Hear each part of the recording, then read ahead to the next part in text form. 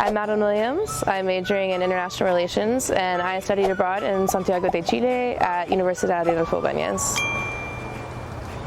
What drew you to your house institution in Sydney? It was super random, actually. I had my heart set on Spain and going to Europe, and then Alexandra actually was like, I'd recommend this institution so much more, like, you think you'll have a great time. We don't know very much about this institution in Spain.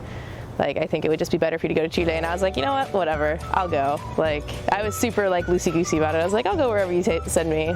What is your favorite memory, or one of your favorite memories from your time abroad?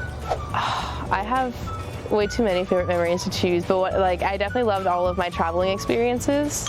Don't tell my mom, but I took off like 12 days in the middle of the semester. I told her I had a break, but I didn't have a break. But I got to travel around. I went to Uruguay, Argentina, and Brazil, and I went to like the Iguazu Falls, Buenos Aires, Montevideo. It was so cool. It was my favorite. Can you share an interesting fact about your host city or your institution? Ooh, an interesting fact. Okay, so they're like big holiday, throughout the year that's not like religious, is their Day of Independence. If I remember correctly, it's on the 18th of September, but it's just like a huge party, like the entire week is just like a huge party. And everyone it's basically like their version of spring break. Everyone just goes to the beach and like has super fun, you know. What are the three best things about your host institution in Sydney? I loved the nightlife. I loved like being connected because I had never really experienced like big city living before, and then all of a sudden I was like in the capital of Chile, so it was really cool. Just like there's always something going on, always something to do, people to see. I really liked the access I had to be able to travel because Chile is, you know, like really long and skinny, so they've got everything. They've got mountains, beaches, desert, everything. I mean, I saw it all, and it was super cool.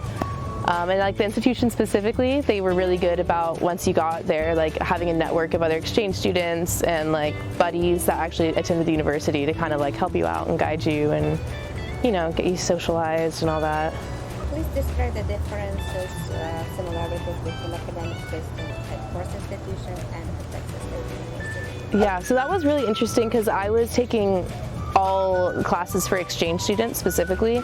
And so like they were a much lower caliber, I would say, than the rest of the classes at that institution. All the classes were in English too, which was like at the institution they're normally in Spanish, but that meant that the professors, they were kind of like, we know you're exchange students, like you don't care, we don't care. Like it was very lax. It was a lax environment, but it was nice. Please describe the course registration process at Force Institution. Any guidance on course selection process you received?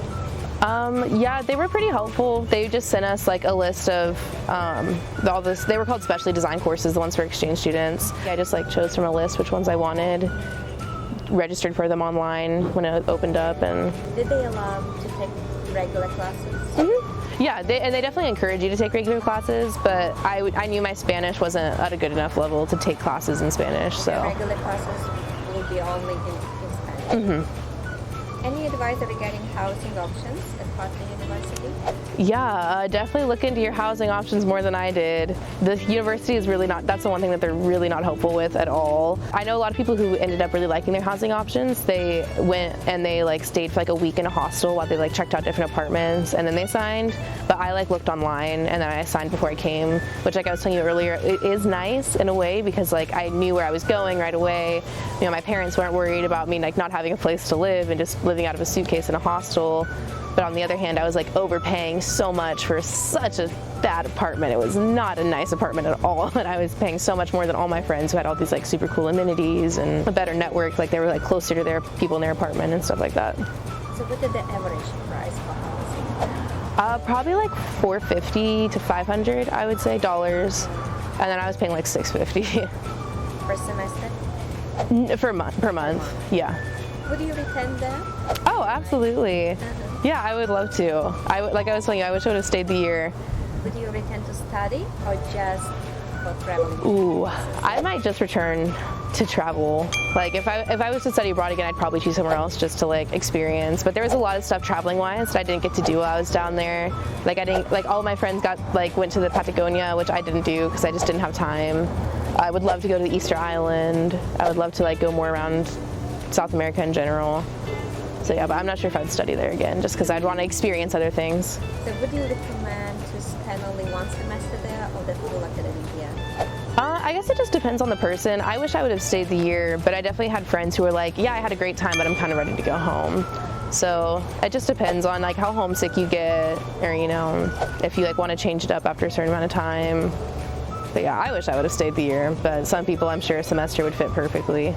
And the exchange student that you took classes together with, were they mostly for the full academic year?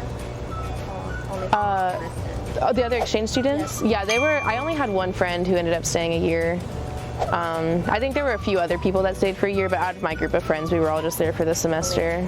Would you encourage other students to participate in the exchange program to this institution? Absolutely. Actually, the other night I was at a party and this girl was telling me she wanted to study abroad, and I like sent her the information about Adolfo Ibañez and Santiago, because I was like, whatever they don't help you with, I can help you out with, and you'll have a great time. Can you tell us a little bit about difference between Spanish language and Chilean language? Yeah, I mean, it's the same language, like it's technically Spanish, but they even say in Chile, they're like, we don't speak Spanish, we speak Chilean. It's like their slang is completely different, words I'd never heard before. It's super fast, really, really, really fast paced, and really choppy. Like, I don't know, instead of saying like gracias, they're like gracias. And it's just like super fast all the time. And like, usually if you're like a foreigner, they'll kind of slow down for you, and then they'll forget, and then they pick it right back up, and you're like, I need you to slow down, like I cannot understand a word you're saying. So yeah, it's just definitely fast, choppy, interesting slang. Their slang is very interesting. For the exchange program, do students need to speak Spanish in order to go to Chile?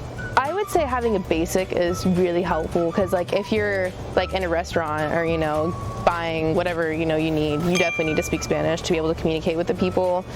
And I mean, you could get by with only English, like at the university for sure. And you know, if like you have a little group of friends where you only speak English, like that's fine. But you're definitely gonna want to at least know like the basic words, like numbers, thank you, can I get this, like stuff like that.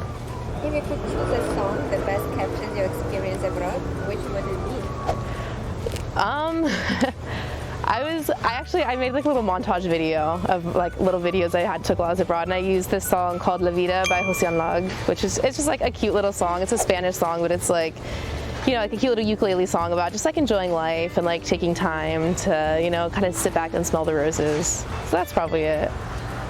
Yeah.